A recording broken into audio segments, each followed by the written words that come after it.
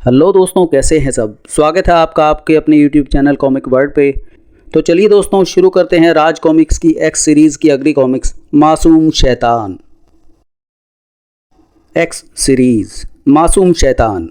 कथा हनीफ अजहर, चित्र jolly Sinha, inking Adil Shah Khan, संपादक मनीष गुप्ता। City hospital. कैसी तबीयत है इस बच्चे की नर्स? नब्ज तो थोड़ी धीमी है सर, और ये कहना मुश्किल है कि ये बेहोश है या सो रहा है। खैर, पैथोलॉजी विभाग से इसके खून की जांच की रिपोर्ट आती ही होगी। जहर की टाइप जानने के बाद ही इलाज शुरू करना ठीक रहेगा। पैथोलॉजी विभाग, जहां पर खून, थूक इत्यादि की जांच का काम होता है। अपने माइक्रोस्कोप पर झुके डॉक्टर सिरार आश्चर्यचकित थे। दिमाग घूम रहा था उनका। आश्चर्य है, ये बच्चा सन्नी आखिरकार जिंदा कैसे है? इसके बदन में तेज जहर की जो मात्रा है वो तो एक हाथी को भी 15 मिनट के अंदर ख़त्म कर सकती है। खैर, पहले तो रिपोर्ट टाइप करके डॉक्टर दुबे के पास भेजी जाए ताकि वे इलाज शुरू कर सकें। घूमते हुए दिमाग में सवाल बार बार उभर रहे थे, लेकिन डॉक्टर सिरार की उंगलियां टाइपराइटर पर थिरकती जा रही थीं। ओह, आखिरकार टाइप हो ही गई सन्नी की ब्लड रिपोर्ट। अब ज़रा इसको चेक करके। अरे, ये मैंने क्या टाइप कर दिया? ये तो गलत है, लेकिन मैंने ऐसा किया क्यों? शायद मेरा दिमाग कुछ ज़्यादा ही परेशान है। खैर, इस रिपोर्ट को दोबारा टाइप कर। छनाक। ओह, अब ये क्या गिरा? अरे, एसिड की ये बोतल नीचे कैसे गिर गई? शायद असिस्टेंट ने इनको ठीक से नहीं रखा है। इनको ठीक से रख दूं, वरना ये सारी तेज़ एसिड की बोतलें एक एक करके नीचे गिर। ओह माय गॉड, ये बोतलें अपने आप कैसे गिरने लगीं? डॉक्टर सिरार के बदन पे जैसे अंगारे आ गिरे थे। उनका मुंह चीखने के लिए खुला और उनका पूरा गला गल उठा। आवाज़ गले में ही घुटकर दम तोड़ गई। और अब दम तोड़ने की बारी शरीर की थी। तड़प तड़प कर, जो धीरे धीरे गलकर एसिड के तालाब में घुलता जा रहा था। ये डॉक्टर सिरार सिर्फ एक ब्लड रिपोर्ट टेस्ट करने में इतना समय क्यों लगा रहे हैं? इसमें तो बच्चा मर भी सकता है। अभी पता चल जाता है सर। पर दरवाजा खुलते ही डॉक्टर सिरार। सर सर, क्या हुआ डॉक्टर सिरार को? डॉक्टर सिरार जैसा काबिल आदमी एक ऐसी दर्दनाक दुर्घटना का शिकार हो जाए, ये बहुत दुख की बात है। लेकिन मरने से पहले वे सन्नी की ब्लड रिपोर्ट टाइप कर चुके थे। क्या है ब्लड रिपोर्ट में डॉक्टर? आपके बेटे के शरीर में जो जहर था वो सिर्फ जानवरों के लिए ही खतरनाक है, मानवों के लिए नहीं। जिसने भी केक में ये जहर मिलाया था उसे इस बात की जानकारी नहीं थी। झूठ झूठ है ये। उस जहर से ना तो जानवर बच सकता था और ना ही आदमी। मौत के मुंह में जाने से सन्नी को बचाया है उसकी शैतानी शक्तियों ने। लेकिन मैं ये बात किसी को बता भी नहीं सकता। लेकिन जब तक मैं इसे इसकी शैतानी शक्तियों के साथ ख़त्म नहीं कर देता, तब तक चैन से नहीं बैठूंगा। नरेश मेहता क्रोध की आग में जलता हुआ वहां से रवाना हुआ। वो उन नन्ही आंखों में खिंचती सुर्ख रेखाओं को ना देख सका। पूरी गति से अपनी कार भगाते नरेश मेहता के दिलो दिमाग में आंधियां सी चल रही थी। रह रहकर पिछली घटनाएं चलचित्र की भांति उसकी आंखों के सामने घूम जाती थीं। उस शैतान को ख़त्म करने का मेरा हर प्रयत्न असफल रहा है। सांसारिक मौत उस शैतान को छू भी नहीं सकती। उसे किसी खास ही तरीके से मारा जा सकता है, और वो ख़ास तरीका क्या है ये मुझे उन पांडुलिपियों से ज़रूर पता चल जाएगा जिनके चित्र देखकर मैं उसके बारे में जान पाया हूँ। लेकिन इस बार सिर्फ चित्रों को देखकर ही संतोष नहीं कर लेना है मुझे। इस बार मुझे उस पांडुलिपि का एक एक शब्द पढ़ना है, क्योंकि उन्हीं शब्दों में ही कहीं छिपा है उस शैतान की मौत का रहस्य। वैसे तो उस पुरानी पांडुलिपि को पढ़ना असंभव है, लेकिन अगर उस शैतान की शैतानियत का नंगा नाच रोकना है तो मुझे उस असंभव को संभव कर दिखाना ही होगा। अरे, ख्यालों में डूबे नरेश मेहता को लगा एक ज़बरदस्त झटका, क्योंकि एक झटका खाकर कार सड़क के बीचों बीच रुक चुकी थी। बाहर निकलकर देखना होगा, शायद कार्बोरेटर में कचरा। अरे, ये कार के दरवाजे को क्या हुआ? जाम कैसे हो गया ये? कार के सभी दरवाजे और शीशे जाम होकर रह गए। ये क्या चक्कर है? कार के सभी दरवाजे अपने आप जाम कैसे हो गए? तभी वो आवाज़ गूंज उठी, कार को आगे से हटाओ। और जब नरेश मेहता आवाज़ की दिशा में घूमा तो उसकी सिट्टी पिट्टी गुम होकर रह गई। और ऐसा इसीलिए हुआ था क्योंकि सड़क के सीने को अपने कदमों तले रौंदती साक्षात मौत कार की तरफ बढ़ी चली आ रही थी। उफ, कार को सामने से हटाओ, रोलर के ब्रेक फेल हो गए हैं। नरेश मेहता के चेहरे पर मौत की दहशत तांडव करने लगी। खराब होने की वजह से कार सड़क से हट नहीं सकती और दरवाजे शीशे लॉक होने की वजह से मैं कार से निकल नहीं सकता। अब निश्चित है मेरी मौत, क्योंकि तेज गति से ढलान पर भागता था वो रोड रोलर कार के साथ मेरा भी कचूमर निकाल कर गुजर जाएगा। तड़ाक! ओह ओह! बचने के लिए किया गया नरेश मेहता का अंतिम प्रयास भी विफल रहा। इधर दनदनाते हुए रोड रोलर ने कार को अपनी चपेट में ले लिया। उफ, रोड रोलर आगे बढ़ता ही आ रहा है। अब मैं नहीं बच सकता, या शायद बच सकता हूँ अगर मैं इस शीशे को समय रहते तोड़ सकूं तो। दूसरे ही क्षण छनाक चकनाचूर हो गया कार का पिछला शीशा। अब नरेश मेहता ने छलावे की भांति कार से बाहर जंप लगा दी और ऐसा करके उसने अपनी जिंदगी बचा ली, क्योंकि ठीक तभी उसी पल रोड रोलर पूरी कार को पापड़ बनाते हुए गुजर गया। स्तब्ध भौचक्का था वो। यकीन नहीं होता कि मैं जिंदा हूँ। एकदम सपना सा लग रहा है एक पल पहले का वो हादसा। लेकिन ये हादसा हुआ कैसे? अचानक सैकड़ों अनार से फूट पड़े उसके मस्तिष्क में। ओह, ये उसी शैतान का काम है। वो नहीं चाहता कि मैं म्यूज़ियम पहुंचकर उस पांडुलिपि का अध्ययन कर सकूं जिसमें उसकी मौत बंद है। लेकिन ऐसा नहीं हो पाएगा। कोई भी हादसा मुझे उसकी मौत को आसान करने से नहीं रोक सकता। दृढ़ता से भरता चला गया नरेश मेहता का चेहरा। म्यूजियम, जिसमें स्थित एक विशेष कक्ष के दरवाजे पर लटकी थी डू नॉट डिस्टर्ब की तख्ती, क्योंकि उस कक्ष में पूरी तल्लीनता से पांडुलिपि के अध्ययन में रत था नरेश मेहता। नौरंगगढ़, जिसके राज सिंहासन पर विराजमान था गंटीरा, क्रूर दुराचारी शैतान, वहशी राजा गंटीरा, शैतानी शक्तियों का स्वामी गंटीरा, जिसने अपने महल के तहखाने में एक गुप्त कक्ष बना रखा था जिसे वो शैतान कक्ष के नाम से पुकारता था। शैतान कक्ष, वो कक्ष जहां गंटीरा अपनी शैतानी शक्तियों का आवाहन करता था, जो उसे उसका रूप और उसकी शक्तियों को बढ़ाने के लिए नए नए निर्देश देती थी। अगर तुम मनुष्य रक्त से स्नान और उसका पान करो तो हम जैसी सैकड़ों शैतानी शक्तियां तुम्हारी गुलाम बनकर तुम्हारे शरीर में वास करने आ सकती हैं। ऐसा ही होगा। फिर क्या था? नौरंगगढ़ के वासियों पर टूट पड़ा गंटीरा के गुलाम सैनिकों का कहर। खच्चाक खच, लाशों पर लाशें गिरने लगी और ये सब किया जा रहा था मनुष्य रक्त एकत्रित करने के लिए, जिसका अपने शैतानी कार्य के लिए भरपूर उपयोग कर रहा था गंटीरा। रोजमर्रा की बात बन गई थी ये, इसीलिए सारी प्रजा त्राहि कर उठी। हे ईश्वर, हमें इस शैतान से बचाओ, हमारी रक्षा करो। सदियों से पाप और पापियों का नाश करते आए हैं आप, इस पापी गंटीरा का भी नाश करो भगवान। भगवान ने मानो सुन ली थी लोगों की करुण पुकार। हम तुम सबको उस शैतान राजा गंटीरा से बचाएंगे। गंटीरा को जब ये सूचना मिली तो वो महात्मा गंटीरा का कुछ नहीं बिगाड़ सकता। मेरी शैतानी शक्तियाँ उसे मुझ तक पहुँचने से पहले ही समाप्त कर देंगी। हम तेरी हर शैतानी शक्ति का नाश करके तुझ तक पहुँच चुके हैं गंटीरा। अरे, महल के चारों तरफ पहरे पर तैनात शैतानी शक्तियों को ये महात्मा कैसे मात करके अंदर आ पहुंचा? अब मुझे ऐसा प्रबंध करना होगा कि ये वापस ना लौट सके। तुरंत ही गंटीरा ने आह्वान किया अपनी सबसे शक्तिशाली शैतानी शक्ति कंकोला का। कंकोला तुम्हारे रक्त से होली खेलेगा महात्मा। भयानक तरीके से कंकोला महात्मा की तरफ बढ़ा। पवित्र जल नरकाग्नि में बदल जाएगा इस शैतान के शरीर से टकराकर। और जल्द ही वही हुआ। नरकाग्नि में जल उठा कंकोला। अब मेरा सबसे शक्तिशाली शैतान कंकोला धुआं बनकर उड़ गया। हाँ दुष्ट, समाप्त हुआ तेरा शैतान। अब समाप्त होने की बारी है तेरी। क्रोध से उबलते घंटीरा ने अपनी शैतानी शक्तियों का भीषण प्रहार कर दिया। शैतान राज घंटीरा को समाप्त करना इतना आसान नहीं है महात्मा। लेकिन हमारी पुण्य शक्तियों के सामने तुम्हारी शैतानी शक्तियां ज़्यादा समय तक नहीं टिक पाएंगी।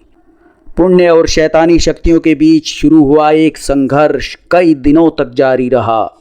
आखिर घंटीरा को समाप्त करने के लिए महात्मा ने वो निर्णय लिया, इसे समाप्त करने के लिए उपाय करना होगा। उपाय किया महात्मा ने और घंटीरा को समाप्त करने में सफलता प्राप्त की। ऐसा किया था उन्होंने उन 3 अभिमंत्रित खंजरों की मदद से जो ठीक घंटीरा के सिर में धंसे हुए थे। वही 3 अभिमंत्रित खंजर शैतान घंटीरा की मृत्यु का मुख्य कारण थे। पांडुलिपि पढ़ते नरेश मेहता के मस्तिष्क में सांप की भांति कुंडली मारकर बैठ गए वे शब्द। 1000 वाट के बल्ब सा चमक उठा उसका चेहरा। 3 अभिमंत्रित खंजर, वे 3 खंजर हैं उस शैतान की मौत, और वे खंजर खंडहर से म्यूजियम में लाए सामान में मुझे आसानी से मिल सकते हैं। खंडहर से लाए गए सामान में उन खंजरों को नरेश मेहता ने ऐसे खोज डाला जैसे कोई भूसे के विशाल ढेर में सुई खोजता है। लेकिन इतनी मेहनत के बाद भी नरेश मेहता के हाथ निराशा ही लगी। इस सामान में खंजर कहीं नहीं। इसका मतलब खंडहर से खंजर नहीं मिले। उस खंडहर में कहाँ होंगे वे 3 अभिमंत्रित खंजर? विचारों का अंधड़ सा चल रहा था उसके मस्तिष्क में। जल्दी ही उसके मस्तिष्क से एक विचार सुकेर पंच की तरह टकराया। महल में ही दफन कर दिया गया था उस दरिंदे को। यस, खंडहर के बीचों बीच स्थित उस सोने की कब्र में दफन है घंटीरा। इसीलिए वे 3 खंजर अभी तक उसकी लाश के सिर में गड़े होंगे। मुझे उन खंजरों को प्राप्त करना होगा और ये काम आज रात ही करना होगा। वो रात भीषण तूफान अपने साथ लेकर आई थी। वो रात घनघोर वर्षा और कड़कती बिजली के रूप में आकाश जैसे कहर बरसा रहा था। लेकिन ये तूफान कुछ भी नहीं था इन मासूम आंखों में आए तूफान के आगे। सुर्ख आंखों के स्वामी के कानों में पड़ी कुत्ते की गुर्राहट की आवाज। कुत्ते की आंखों से जा मिली वे जलती हुई आंखें, और फिर उन पतले अधरों पर मुस्कान नाच उठी। हजारों साल पुराना खंडहर जिसके चेहरे पर चढ़े भयानकता के मेकअप को वातावरण और मौसम ने और अधिक भयानक बना दिया था। इसी खंडहर तक नरेश मेहता अपने घनिष्ठ मित्र रमेश के साथ आ पहुंचा था। ओह, इतनी भयानक जगह पर ले आए हो तुम मुझे। यहाँ कोई भूत प्रेत मिल गया तो क्या होगा? कोई नहीं मिलेगा, कुछ नहीं होगा। हम दोनों के पास रिवाल्वर है, जो भी सामने आएगा उसके सीने में बारूद भर देंगे। धाड़ धाड़ बजते दिल के साथ दोनों खंडहर में प्रवेश करते चले गए। मैं तुम्हारा जिगरी दोस्त हूँ नरेश। आज तक तुमने मुझसे कोई बात नहीं छिपाई, फिर आज क्यों छिपा रहे हो? आखिर तुम मुझे बता क्यों नहीं देते कि यहाँ किस चीज़ की तलाश में आए हो? प्लीज़ रमेश, जिद मत करो। मैं उस चीज़ के बारे में तुम्हें कुछ नहीं बता सकता। जल्द ही तुम अपनी आंखों से देख लेना उसे। उस शैतान के बारे में रमेश को कुछ बताकर मैं इसकी जान को मुसीबत में नहीं डाल सकता। आगे बढ़ते दोनों के कदम अचानक फ्रीज होकर रह गए। कारण थी वो आवाज़ जो बम के धमाके की मानिंद उसके कानों में गूंजी थी। वो कुत्ता कहाँ से आया यहाँ? कुत्ता नहीं, कुत्ते बोल नरेश। खूंखार कुत्ते, गला फाड़कर चीखा नरेश मेहता। इन खूंखार कुत्तों के इरादे अच्छे नहीं लगते रमेश। फायर! एक साथ ही शोले उगलती चली गई दोनों की रिवाल्वरें। 2 कुत्तों के भेजे के चिथड़े उड़ गए। ऐसा कई बार किया दोनों ने, लेकिन बाकी बचे 2 कुत्तों को वे अपनी गोलियों का निशाना ना बना सके, क्योंकि क्लिक क्लिक, ओ नो, गोलियां खत्म। अब क्या करें नरेश? नरेश कुछ बता पाता उससे पहले ही एक साथ ही जंप करके दोनों कुत्तों ने रमेश को दबोच लिया और उसे बुरी तरह भंभोड़ने लगे। नरेश, बचाओ मुझे नरेश! तड़ाक! नरेश मेहता ने एक कुत्ते के जबरदस्त ठोकर जड़ दी, लेकिन ये तो हटने का नाम ही नहीं ले रहे। अब क्या करूं? किसी हथियार के बिना कैसे बचाऊं रमेश को? अचानक नरेश मेहता को दिखा हथियार। वो उखड़ी हुई चौखट शायद हथियार बन सके। झपट पड़ा नरेश मेहता उखड़ी हुई लकड़ी की चौखट पर और जबरदस्त तरीके से झपटा नरेश मेहता। तड़ाक! दूसरे कुत्ते पर भी हुआ प्रचंड वार। धाड़! पीछे हट कुत्ते! अगले ही पल दोनों कुत्तों ने अपना निशाना बदल लिया। ओह, अब ये मेरी तरफ बढ़ रहे हैं। आओ कमीनों, मेरे पास से तुम्हें मौत से कम कुछ नहीं मिलेगा। कई फुट हवा में उछल कर आया एक कुत्ता, लेकिन सीधा मौत का निवाला बना वो। खच! आ, तू भी आ! कड़ाक!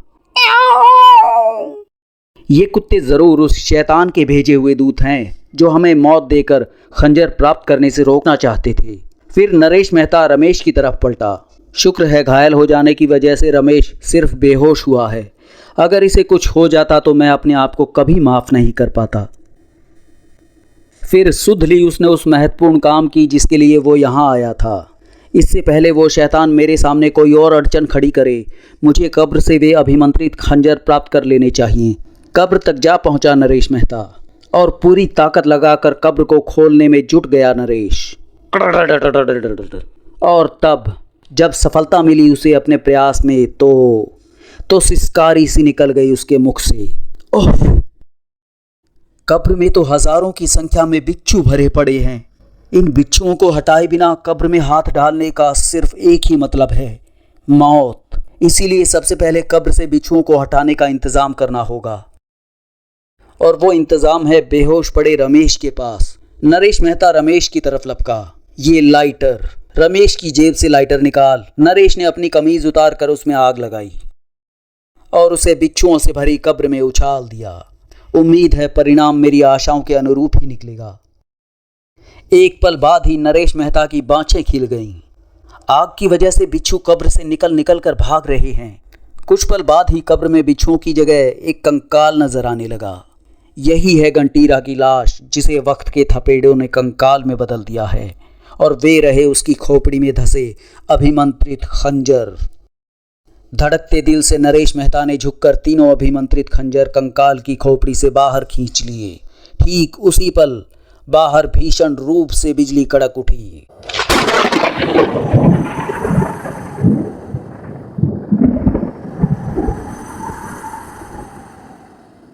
लेकिन उस जाबाज पर उसका कतई असर नहीं हुआ था जिसका नाम था नरेश मेहता, जिसकी छाप इस चेहरे पे साफ नजर आ रही थी। तीनों अभिमंत्रित खंजर मैंने प्राप्त कर लिए हैं। अब उस मासूम शैतान की खैर नहीं, लेकिन अब ऐसा करने के लिए मुझे सुबह का इंतज़ार करना होगा, क्योंकि इस समय रमेश को किसी डॉक्टर के पास पहुंचाना बहुत ज़रूरी है। जल्द ही एक प्राइवेट नर्सिंग होम में। डोंट वरी मिस्टर नरेश, आपके फ्रेंड के जख्म ज़्यादा गहरे नहीं हैं, इन्हें जल्द ही होश आ जाएगा। Thank God. अगले दिन सन्नी की जीवन लीला समाप्त करने के लिए उसे यहाँ से दूर ले जाना ज़रूरी है, और इसके लिए मुझे एक बार फिर उसका अपहरण करना होगा। नरेश मेहता के सभी मंसूबे उस समय धरे के धरे रह गए जब उसे बंगले के अंदर पहुंचकर पता चला कि भैया तो भाभी और सन्नी के साथ शिव मंदिर गए हैं। शिव मंदिर? अब शिव मंदिर पहुंचकर सन्नी को उड़ाने का कोई प्लान बनाना होगा। तुरंत ही नरेश मेहता शिव मंदिर के लिए रवाना हो गया। शिव मंदिर जहां सन्नी ने एक हंगामा खड़ा किया हुआ था। वाह, वाह, वाह,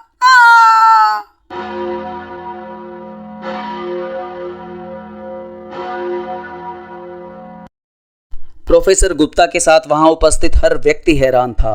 आप मंदिर की तरफ कदम बढ़ाते हैं और ये बच्चा बुरी तरह चीख पुकार मचाने लगता है। आखिर चक्कर क्या है? हमारी समझ में भी कुछ नहीं आ रहा। जाने इसे क्या हो गया है।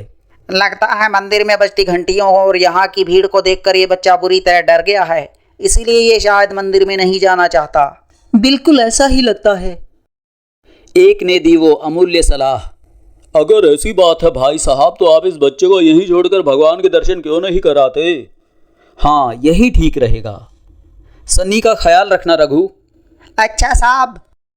अपने नए नौकर रघु के पास सन्नी को छोड़कर प्रोफेसर गुप्ता अपनी पत्नी के साथ मंदिर की तरफ बढ़ गए। तब सन्नी का छटपटाना खत्म हुआ। कमाल का बच्चा है। कई दिनों से रघु ऐसे ही किसी मौके की तलाश में था, क्योंकि मैं हड़पना चाहता हूँ सन्नी के गले में पड़ी ये सोने की चेन, और आज मिले इस सुनहरे अवसर को मैं अपने हाथ से हरगिज नहीं जाने दूंगा। सन्नी को लेकर रघु मंदिर से खिसक लिया और प्रवेश कर गया सुनसान गली में। इसके गले से चेन निकाल लेने के बाद इसे फेंक देने के लिए ये सुनसान जगह एकदम ठीक रहेगी। क्या वो गली सचमुच सुनसान थी? आखिर रघु सन्नी को इस गली में लाकर करना क्या चाहता है? आखिर क्या इरादे हैं इसके? एक पल बाद ही रघु ने अपने इरादे जाहिर कर दिए। ला भाई, ये सोने की चेन हमें दे। सन्नी के गले से चेन उतारने में व्यस्त रघु का हाथ सन्नी के बालों में अटक कर रह गया। उसकी उंगलियां सन्नी के सिर पर उभरे खंजरों के निशानों को महसूस करने लगी। यही वो पल था जब जमाने भर की हिंसकता लड़के की आंखों में नाच उठी, और वही वो पल था जब सुनाई दी रघु को हड्डियों को सर्द कर देने वाली वो आवाज। घूमा वो तो दिखाई दी उसे साक्षात मौत, वो साक्षात प्रलय। नहीं, बचाओ। खचाक या। लेकिन जिसकी मौत आई हो उसे बचा सका है कोई भला?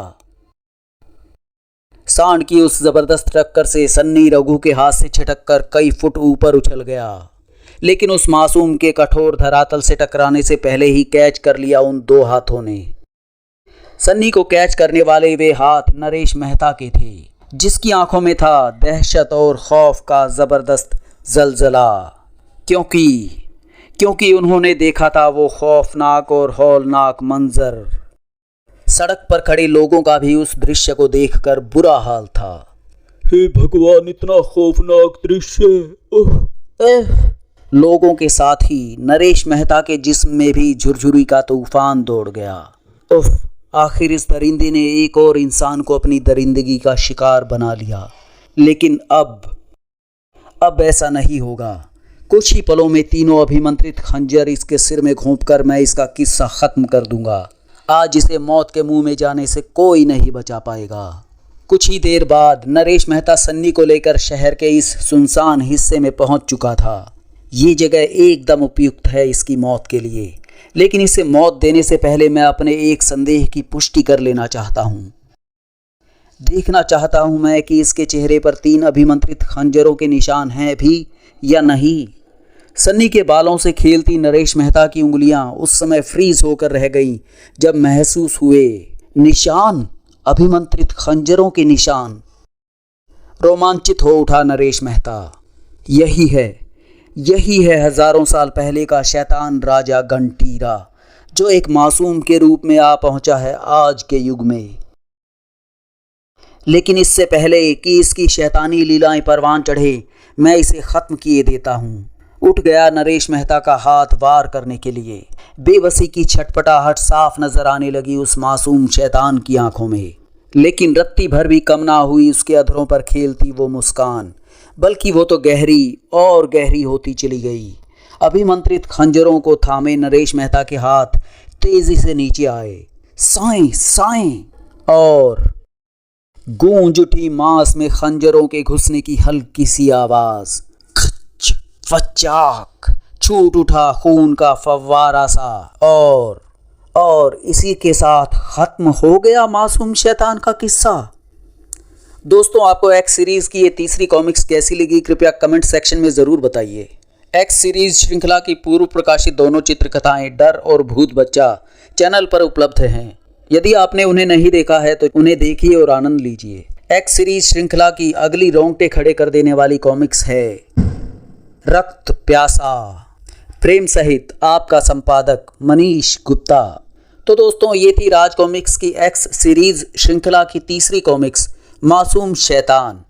इस श्रृंखला की अगली कॉमिक्स रक्त प्यासा लेकर जल्द ही मैं आप लोगों के सामने फिर हाजिर होऊंगा। तब तक के लिए धन्यवाद।